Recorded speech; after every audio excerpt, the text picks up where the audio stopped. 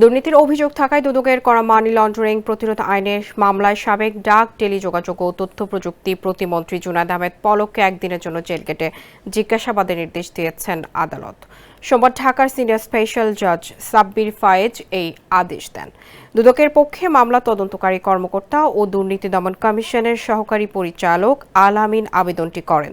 রাষ্ট্রপক্ষের public prosecutor Mohammad নূরে আলম বিষয়টি নিশ্চিত করেন।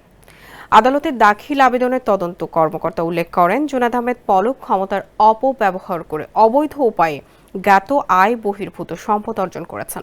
দুদকের অনুসন্ধানে তার নামে ও বেনামে থাকা 8,43,47,042 টাকা স্থাবর ও অস্থাবর সম্পদের তথ্য মিলেছে, যা তার বৈধ আয়ের উৎসের সঙ্গে সঙ্গতিপূর্ণ নয়।